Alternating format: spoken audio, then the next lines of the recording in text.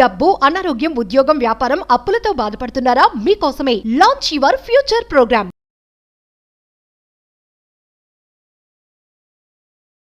అమ్మ నమస్తే. నమస్తే అమ్మా జయలక్ష్మి. అమ్మ, మనం రోడ్డు మీద నడుచుకుంటూ వెళ్ళేటప్పుడు చిల్లర నాణేలు కానీ డబ్బులు కానీ కనిపిస్తాయి.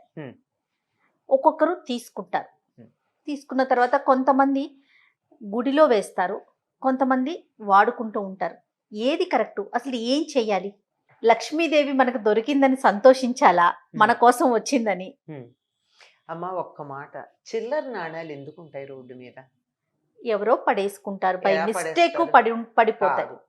100% చిల్లర నాణాలు, 90% చిల్లర నాణాలు మనకి రోడ్ల మీద కనపడ్డాయి అంటే ఎవరైనా శ్మశానానికి తీసుకుని వెడుతూ వాళ్ళ మీద చల్లినవి అయి ఉంటాయి. 90%. 90%. ఎందుకంటే అలా చల్లుకుంటూ పెడతారు. మరమరాలు, పువ్వులు, ఈ చిల్లర నాణాలు ఇవి చల్లుకుంటూ పెడతారు. అది మన దాకా వచ్చింది అంటే అంతకుముందు ఎవరో దాన్ని చూసి కూడా తీసుకోలేదని అర్థం. లేదు మనమే ముందర చూసామనుకున్నా అసలు పరిస్థితి ఏమిటో చూడండి. అటు ఏదన్నా అటు వెళ్ళే దారా, శ్మశానానికి తీసుకెళ్లేటటువంటి దారా, లేదా పక్కన పూలు లాంటివి, మరమరాలు లాంటివి కూడా ఉన్నాయా చూసుకుని అవేవి లేవు అనుకున్నప్పుడు మాత్రమే దాన్ని తీసి దేవాలయంలో వేసేయండి. అది ఎందుకు వాడుకుంటాం? పైగా ఒకవేళ అది కాదు, అక్కడక్కడ అది కాని పరిస్థితి కూడా ఉంటుందన్నాం కదా. అట్లాంటప్పుడు ఏమవుతుందంటే, నాదే అనుకుందాం, నేను పడేసుకున్నాను చిల్లర, నేను బాధపడతానా అన్నది పోయిందని? ఖచ్చితంగా బాధపడతారు కదమ్మా. ఆ డబ్బులు మనకి దొరికినవి ఏవైతే ఉన్నాయో వాటితో పాటుగా పోగొట్టుకున్న వాళ్ళ వేదన కూడా ఉంటుంది దాని మీద. ఫలానా వాళ్ళ అయ్యో నాది పోయింది, నేనే అనుకుంటాను, ఎవరో ఒక్కర్లేదు, నాది నేనే అనుకుంటాను, అయ్యో నా డబ్బులు పోయినాయి, ఏమైనాయో అని. ఆ ఆవేదన ఏదో ఉంది కదా. మరీ నాకేమీ దీంతో ఆస్తి అంతా పోయింది, నాకు ఇంకెందుకు పనికి రాకుండా పోయాను అన్నది కాకపోయినా కనీసం ఒక్కటి పోయినా బాధ అనిపిస్తుంది కదా. అట్లాంటప్పుడు ఆ దొరికినటువంటి నాణ్యం వెనకాల పోగొట్టుకున్నటువంటి వారి యొక్క బాధ ఉంటుంది. అవునమ్మా, మనకి వారు ఎవరో తెలీదు. అట్లాంటప్పుడు ఇది ఎవరిదో, ఆ పుణ్యం వాళ్ళకే రావాలి అని చెప్పి దేవుడి దగ్గర వేసామనుకోండి, ఇప్పుడు వాళ్ళకి ఆ వేదన ఉండదు, పోగొట్టుకున్న వాళ్ళకు కూడా హాయిగా ఉంటుంది. ఒకళ్ళకి సంతోషం కలిగించిన పుణ్యం మనకు కలుగుతుంది. ఆ రూపాయి అందులో వేసిన పుణ్యం రాదు మనకి. అవతల ఈ రూపాయి అవతల వ్యక్తి ఎవరిదో వాళ్ళ పేరున వేస్తున్నానన్నామే, ఈ పుణ్యం ఏదో వాళ్ళకి ఎడుతుంది కదా. ఆ వాళ్ళకి పుణ్యం ఇచ్చిన పుణ్యం మనకు లభిస్తుంది తప్ప వేరేది కాదు. అందువల్ల దొరికితే ఎవరిదో వాళ్ళకి చెందుగాక అని చెప్పి వేసేయడం మంచిదమ్మా. కాదమ్మా, మరి లక్ష్మీదేవి కదా, డబ్బులో మనము లక్ష్మీదేవిని చూసుకుంటాము. ఆవిడ కోరి మన దగ్గరకు వచ్చింది అని భావించకూడదంటారా? మనం సంపాదించుకున్నా వస్తోంది కదా, అయినా గుళ్ళో వేస్తున్నామా లేదా? వేస్తున్నాం. వద్దనుకుని వేయటం లేదుగా. కాదు. అవునమ్మా. ఈ లక్ష్మి ఒకళ్ళు పోగొట్టుకున్న లక్ష్మి నాకెందుకు, నా లక్ష్మి నాకు కావాలి.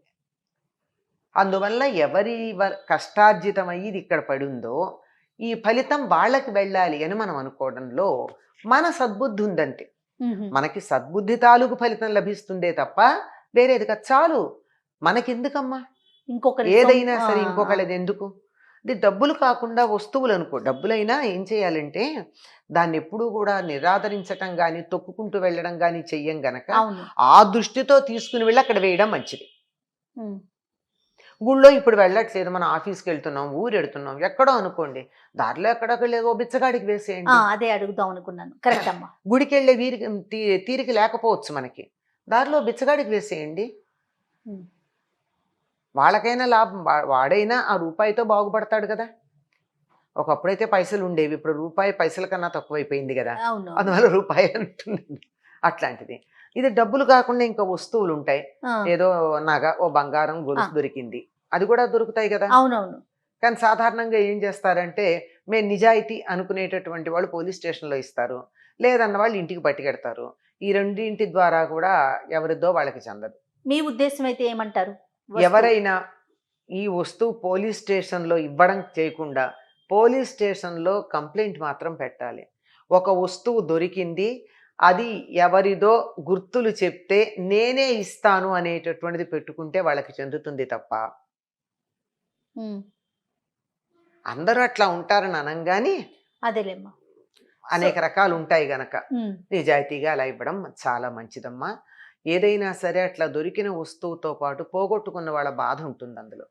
ఆ ఉసురు మనకెందుకు? తగులుతుందంటారమ్మా? డెఫినెట్లీ తగులుతుంది.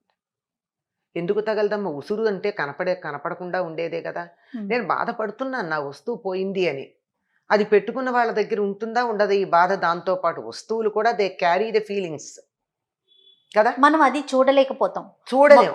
మనుషులనే చూడగలుగుతాం, మనుషుల భావాలనే చూస్తాం. కానీ మీరు అన్నట్లుగా వస్తువులో కూడా ఎదుటివారి యొక్క సంతోషము ఉంటుంది, బాధ ఉంటుంది అనేది మనం ఆలోచించాలి. చాలా మందికి తెలియదు. తెలియదు అది. మీకు ఉదాహరణ చెప్తామమ్మా. ఎవరైనా చనిపోయారనుకుందాం. ఆ చనిపోయిన వాళ్ళ కళ్ళజోడు కానీ, వాళ్ళ పెన్ను కానీ, వాళ్ళ దస్తీ కానీ, ఇప్పుడు రెగ్యులర్గా వాడే వస్తువులు కొద్ది రోజుల పాటు అవి కదులుతూ ఉంటాయి. అందరివి కాదు, కొద్ది మందికి దాని మీద మమకారం ఉంటుంది కొంతమందికి. అట్లా అదేమిటి అట్లా కదిలే చిత్తభ్రమ అంటే కాదు. జీవులు దాన్ని మళ్ళీ తీసుకోవాలని ప్రయత్నం చేస్తారు, కానీ వాళ్ళకి శారీరకమైనటువంటి భౌతికమైన శరీరం ఉండదు గనక అది తీసుకోలేకపోతారు. కానీ ఆ తీవ్రమైనటువంటి భావం ఉందే, ఆ భావం అది కొద్దిగా వాటిని కదిలిస్తూ ఉంటుంది. ఇది వాస్తవం. ఇది మా భ్రమ, దెయ్యం, భూతం అని చాలా అది భయపడడాలు, భ్రమను కూడా రెండు ఎక్స్ట్రీమ్సే ఉంటాయి. కానీ వాస్తవం ఏమిటంటే అది కాస్త కదులుతుంది. ఇది ఒక వస్తువు పట్ల ఆ వస్తువు వాడుకున్నటువంటి వాళ్ళ భావం దాని మీద ఎంత ఉంటుంది అనేది మనకు అర్థమవుతుంది. అంటూ ఉంటాం, ఇది పెన్ను లాంటిదో దొరికింది, ఈ పెన్నుతో రాయడం మొదలు పెట్టాక నాకు అసలు ఎంత బాగా వస్తున్నాయో భావాలంటారు కొంతమంది. లేదు ఇదిగో ఈ దరిద్ర పెన్ను, దీంతో రావట్లేదంట. పెద్ద దరిద్రం కాదు, దాన్ని అది దొరికినప్పుడు మనం తీసుకుంటే దాని మీద అవతల వాళ్ళ భావాలు తీవ్రంగా ఉన్నాయి అని అర్థం. వస్తువులన్నిటికీ కూడా ఉంటుందమ్మా. అంత కూడా అక్కర్లేదు, వాడే తీరును బట్టి కూడా ఒకళ్ళు వాడే వస్తువు వాళ్ళకు ఉపయోగపడ్డట్టు మనకు ఉపయోగపడదు. అవునమ్మా. ఇప్పుడు మామూలు బాల్ పెన్లకు అంత తేడా తెలియదు, కానీ ఒకప్పుడు పాళీలు ఉన్న పెన్నులు ఉండేవి కదా, సిరా పోసుకునే పెన్నులు. ఆ పాళీ ఒకళ్ళు రాసినట్టుగా ఇంకోళ్ళు రాయడానికి కుదిరేది కాదు. ఒక్కొక్కళ్ళు రాస్తే అసలు రాత వచ్చేది కదా. ఆ పెన్ను ఓనర్ ఎవరున్నారో వాళ్ళకు కుదిరేది. ఏమిటంటే ఇది భౌతికంగా చెప్పుకోవాలంటే అలవాటు, నిజానికి కనపడనటువంటి ఇమోషన్ దాంతో ఉంటుంది. వస్తువులు కూడా మనం ఆ కోణంలోనే చూడాలి. అమ్మా మనకు పద్ధతి ఉందమ్మా. మనకి తప్పనిసరిగా సంక్రాంతి అయ్యాక కనుమ రోజున ఏం చేస్తాం మనం? అన్నిటినీ పూజ చేస్తాం కదా. నాగల్ని పూజ చేస్తాం, కాడిని పూజ చేస్తాం, బండిని పూజ చేస్తాం కదా. బండికి ఉండే కాడి, ఆ వెనకాల తొట్టె ఉంటాయి కదా, అవి నాగలి, వీటన్నిటినీ పూజ చేస్తున్నామా లేదా? ఇక్కడైతే దసరాలకి, దీపావళికి కార్లు, తర్వాత స్కూటర్లు, వీటన్నిటిని కడుక్కొని పూలు పెట్టి అన్ని పూజ చేస్తామా లేదా? ఒక ఆయుధం కూడా చక్కగా వాడాలి అంటే, అది మనకు పనిచేయాలి అంటే దాని పట్ల కూడా మనకు గౌరవం ఉండాలి. సో దీన్ని బట్టి వస్తువులు అంటే మనం డబ్బును కూడా అలానే చూడాలి, అంతే కదమ్మా. నాణేలే కావచ్చు, కాయిన్సే కావచ్చు, లేకపోతే నోట్లే కావచ్చు, ఏదైనా కూడా అది వాడిన మనిషి యొక్క మంచి చెడు అంటే భావం అనేది దాని మీద ఉంటుంది, కొంచెం ఉంటుంది. కొంతమంది తీవ్రంగా ఆలయాల్లో వేయటం, లేదంటే ఎవరైనా లేని వాళ్ళకి మనం ఇవ్వగలిగితే ఇచ్చేయటం మంచిది. ఇప్పుడు మీకు ఒక చిన్న గొలుసు దొరికింది అనుకుందాం. అవునమ్మా. మీకేమో అది రోడ్డు మీద కాలికి తగిలింది, బంగారం. తప్పనిసరిగా మీరు అన్నట్టు లక్ష్మి ఇంటికి తెస్తాం, పెట్టండి, కడిగేసి దాన్ని శుభ్రంగా పాలతో కడిగేసి దేవుడి దగ్గర పెట్టండి. ఎవరన్నా బీదవాళ్ళు పెళ్లి చేసుకుంటున్నామంటే వాళ్ళకి ఇచ్చేయండి, ఉంచుకోవద్దు. సరే ఉంచుకుంటే బంగారానికి పెద్ద దోషం లేదని అంటారు, అది రెండో పక్షం. ఓకే, సాధారణ నియమం మీరు చెప్పేదైతే మాత్రం ఎవరికైనా లేని వారికి ఇచ్చేసేయండి, లేకపోతే గుళ్ళో అమ్మవారికి ఇచ్చేసేయండి. ఎలాగో మనం అనుకుంటాం కదా ఎప్పుడో గుళ్ళో దేవుడికి ఏదో చెయ్యాలని, చెప్తున్నాను అట్లా చేయడం. కానీ మీరు అన్నట్లుగా ఆ భావన ఎంత తృప్తిగా ఉంటుందో కదమ్మా. అవును, తప్పకుండా. నాకు నీకు ఇచ్చేటటువంటి అవకాశం ఇచ్చావు, నాకు ఇది దొరికింది, నీకు సమర్పించే అవకాశం ఇచ్చావు, ఎవరిదో నాకు తెలియదు, నా చేతుల మీదుగా నీకు ఇస్తున్నాను అమ్మా లేదా అయ్యా, ఇంత అవకాశం ఇచ్చావని నమస్కారం చేస్తే అయిపోతుంది.